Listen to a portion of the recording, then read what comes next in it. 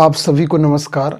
आप मॉलिक्यूल की सीरीज़ में सल्फ़र के यौगिक और फास्फोरस के पढ़ चुके हैं और नाइट्रोजन, ऑक्सीजन। अब इसी के आगे जो है हम कार्बन के मॉलिक्यूल्स के बारे में पढ़ेंगे आज, जिसमें जो है वैसे कार्बन के जो समान अणुओं के बीच बनता है वो डायमंड बनता है, ग्रेफाइट बनता है और एक तीसरा फ्लोरीन बनता है जिसे C60 कहते हैं। जैसे आपने फास्फोरस में पढ़ा कि फास्फोरस में 4 एटम आपस में जुड़े रहते हैं, फास्फोरस अणु का निर्माण करते हैं। आपने सल्फर में पढ़ा, सल्फर में 8 एटम जो है सल्फर के एक दूसरे से जुड़े रहते हैं, तो वो जो है आपके सल्फर अणु का निर्माण करते हैं। नाइट्रोजन के केस में आपने देखा 2 नाइट्रोजन के बीच में डबल बॉन्ड होता है, ऑक्सीजन के बीच में सिंगल डबल बॉन्ड होता है और हाइड्रोजन और हाइलोजन्स के बीच में सिंगल बॉन्ड होता है। तो अब हम जो है कार्बन 60 के बारे में पढ़ेंगे कि कैसे 60 कार्बन एक दूसरे से जुड़े रहते हैं। यानी कि C60 का मतलब इसमें 60 कार्बन होंगे और वो एक दूसरे से जुड़े रहेंगे। इसमें ना तो हाइड्रोजन, कोई अन्य चीज़, दूसरा एटम नहीं होगा।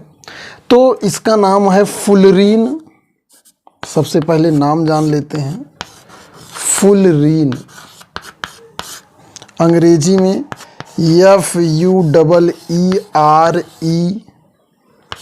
FUEERENE, इसका फुलरीन नाम है।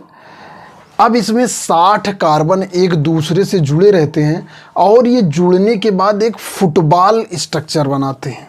फुटबॉल स्ट्रक्चर आप ऐसे आपने ये गोला आपने देखा होगा।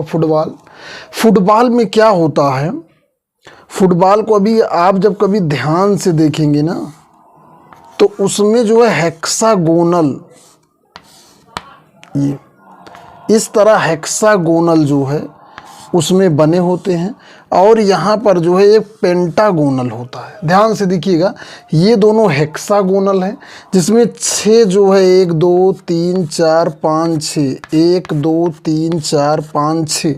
लेकिन यहाँ नीचे देखिए ये मैंने पेंटागोनल बनाया है, यानी कि जिसमें 5 भुजाओं से बना हो, 5 बॉन्डिंग की रिंग, ये 6 बॉन्डिंग की रिंग। अब ये भी एक बड़ा ही सुंदर प्रश्न आता है कि फुटबॉल कितने हेक्सागोनल और कितने पेंटागोनल रिंग से मिलकर बना होता है। फुटबॉल जब बनाया जाता है तो उसे पूरी तरह से गोल बनाने के लिए 20 हेक्सागोनल और उसके बाद 12 पेंटागोनल, 20 हेक्सागोनल और 12 पेंटागोनल रिंग्स मिलकर एक फुटबॉल का निर्माण करती हैं। उस फुटबॉल का जो स्ट्रक्चर होता है एकदम गोल आता है। उसी तरह फुलरीन में भी जो है ये आपके जो है जब 20 एकदम जैसे फुटबॉल का जो स्ट्रक्चर होता है वो फुलरीन के स्ट्रक्चर की तरह बनाया गया है। अब यहाँ पर एक प्रश्न कि फुलरीन के स्ट्रक्चर से फुटबॉल बना कि फुटबॉल के स्ट्रक्चर से फुलरीन बनी। तो फुलरीन बहुत दिन से, कहने का मतलब जब धरती बनी तभी से जो है प्रकृति में पाई जाती है। लेकिन जिसने भी सबसे पहले फुटबॉल बनाया उसमें जो है 20 हेक्सागोनल और 12 पेंटागोनल रिंग्स, यानी कि 5 वाली 12 और 6 वाली 20 रिंग पाई जाती हैं, जिससे और ठीक जैसे फुटबॉल का बनता उसी तरह जो है इसका भी स्ट्रक्चर होता फुलरीन का, जिसमें कार्बन यहाँ पर हर जगह कार्बन है। 1 carbon, 2 carbon, 3 carbon, 4 carbon, 5 carbon, 6 carbon. ये कार्बन एक दूसरे से जुड़े रहते हैं, कार्बन एक दूसरे से सिंगल बॉन्ड से जुड़े रहते हैं। जैसे मान लीजिए ये सभी सिग्मा बॉन्ड से जुड़े होते हैं। अब यहाँ पर ये क्या होगा, ये दूसरी रिंग से ऐसे मान लेते हैं, यहाँ ये दूसरी रिंग से ऐसे करके जुड़े रहेंगे। यहाँ कार्बन, ये 5 रिंग मान लेते हैं। इस तरह से कार्बन से जुड़कर जो है ये आपके फुलरीन का निर्माण होता है। तो यहाँ पर जो आपको जानना है, याद करना है, सबसे पहली चीज़ हम मॉलिक्यूल पढ़ रहे हैं। तो जब समान एटम आपस में मिलकर एक स्टेबल संरचना का निर्माण करते हैं तो उसे मॉलिक्यूल कहते हैं। तो मॉलिक्यूल ये जो है फुलरीन मॉलिक्यूल है जिसमें कार्बन के 60 परमाणु जो है आपस में मिलकर बनाते हैं। तो फुटबॉल स्ट्रक्चर से आप ज़्यादा क्लियर हुआ होगा।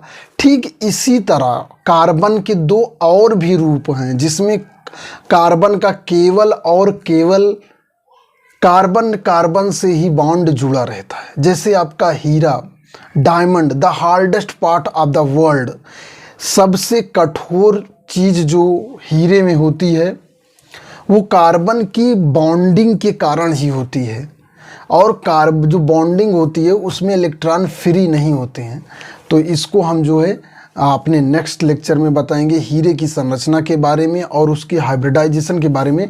लेकिन यहाँ पर आप जो है फ्लोरीन की स्ट्रक्चर को जानें और फ्लोरीन में जो है 60 सबसे ज़्यादा ज़रूरी है कि C60 इसमें 60 कार्बन एटम आपस में मिलकर ये फुटबॉल स्ट्रक्चर होता है। 2 चीज़ें, इसमें 60 कार्बन होते हैं, फुटबॉल का स्ट्रक्चर होता है, कार्बन का अपर रूप है, ठीक, और यह एक मॉलिक्यूल है।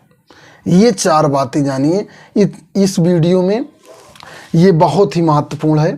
इस वीडियो में इतना ही। मैं गुलाब चंद मौर्य, साइंस टीचर। धन्यवाद।